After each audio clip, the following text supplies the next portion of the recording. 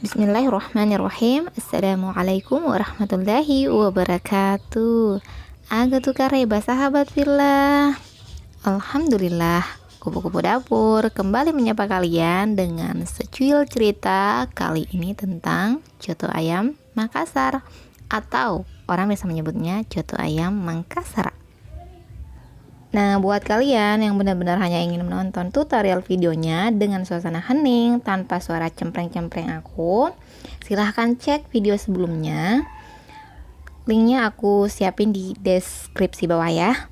Di sini aku cuma mau cerita mengenai beberapa hal dari coto Mangkasar ini. Kebanyakan orang itu taunya coto Makassar itu merupakan hidangan berkuah dengan bahan utama babat dan jeroan sapi.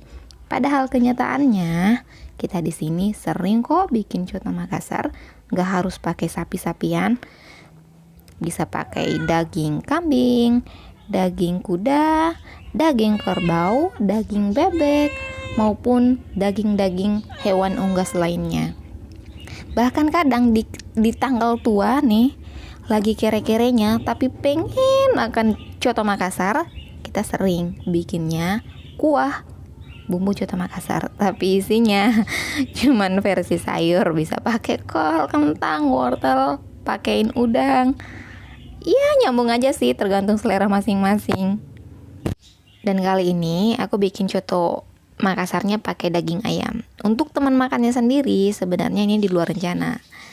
Kan waktu itu kita bikinnya tengah malam, terus lupa kalau makan coto Makassar ini butuh teman. Di tengah proses baru sadar. Alternatifnya kita bikin lontong praktis aja, pakai beras yang bekas cuciannya kita jadikan kuah tadi.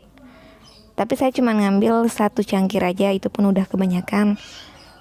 Cuman butuh berapa menit jadi dah tuh teman makan coto Makassarnya. Tapi kalau menurut aku sih lebih enakan lontong yang direbus berjam-jam. Bisa jadi caraku aja yang masih salah, karena ada yang pernah bilang rasanya sama saja kok, asalkan takaran dan metodenya itu tepat. Jadi ada rahasianya gitu. Kalau ada yang tahu tolong komen di kolom bawah ya.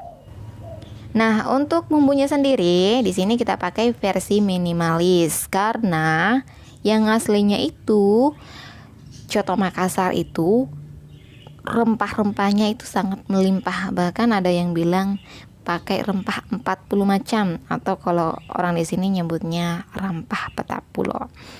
Di sini aku cuman pakai bawang merah, bawang putih, serai, lengkuas, jahe, dan ketumbar. Pakai asam dan gula aren juga sedikit. Kalau nggak ada itu pun sebenarnya ya nggak apa-apa. Yang paling berperan di sini itu rasa dari ketumbar dan kacangnya sebenarnya. Kalau untuk ketumbarnya ya tergantung, kalau suka aromanya kuat bisa dibanyakin. Kalau kurang suka, kan ada tuh orang yang nggak suka aroma rempah ketumbar, bisa dikurangin dikit aja. Karena kalau di skip ya gimana ya, rasain aja deh sendiri gimana coto Makassar yang pakai ketumbar atau enggak.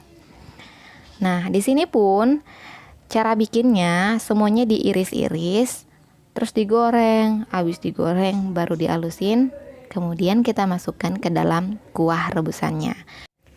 Untuk kuahnya bisa pakai bekas cucian, tapi ingat ya, bekas cucian yang kedua alias yang bersih. Jadi ceritanya itu kita cuci berasnya yang pertama, nggak usah disentuh ya, cukup kita siram sampai debu-debunya itu atau kotorannya mengapung, kemudian kita buang sampai begitu seterusnya, sampai benar-benar kita merasa udah bersih, baru kemudian kita kucek. Nah, air bekas cucian yang kedua atau yang ketiga itu kita kumpulkan, kita jadikan bahan dari kuahnya. Bisa juga nggak pakai itu sih, sebenarnya bisa pakai air bening biasa, tapi kalau menurut aku beda ya, lebih kental dan lebih gurih juga sih. Mungkin ada sahabat villa yang bertanya, kenapa sih begitu dagingnya matang harus langsung diangkat? Kenapa nggak direbus aja dengan bumbunya biar meresap gitu? Ya, setahu aku juga tahunya dari tante aku nih. Katanya ya karena penyajiannya memang dari dulu seperti itu. Begitu dagingnya matang, diangkat kemudian kita taruh ke dalam wadah yang terpisah. Jadi sewaktu-waktu kuahnya bisa dipanaskan sesaat sebelum disajikan. Mungkin ada lagi yang mau nanya, Kak, kenapa sih coto Makassar itu ada yang warnanya putih, ada yang warnanya coklat pucat, ada yang bener-bener menghampiri warna hitam, jadi gelap-gelap gitu. Kalau menurut aku nih, itu tergantung dari bumbu dan prosesnya sendiri. Karena orang bikin coto Makassar itu beda-beda juga. Ada yang hanya diulek, dihalusin gitu, terus dicampur kuahnya. Ada yang kacangnya disangrai, ada yang kacangnya digoreng. Ada yang semua rempahnya di blender gitu, dicampur dengan air, kemudian ditumis, setelah itu baru dimasukkan ke dalam kuah. Ada juga yang bumbunya sekaligus digoreng, dihalusin, baru dicampur ke dalam kuah. Dan saya lebih sering pakai metode yang terakhir ini. Tapi walaupun aku udah cocok sama rasa dari metode yang ini, tetap aja aku penasaran sama bumbu rahasia 40 macam itu. Next time akan saya coba cari-cari tahu dan insya Allah akan saya share lagi di channel ini. Doain aja ya, aku bisa ketemu sama orang yang baik hati mau bagi rahasianya. Dan poin penting untuk kuahnya di sini adalah kuahnya nggak pakai santan, nggak pakai susu, tapi pakai kacang. Jadi kacang ini jangan ditiadakan ya, karena kalau nggak pakai kacang bukan coto Makassar lagi namanya. Toyib, cukup sampai di sini saya berbagi cerita. Mohon maaf kalau ada kesalahan. Wassalamualaikum warahmatullahi wabarakatuh.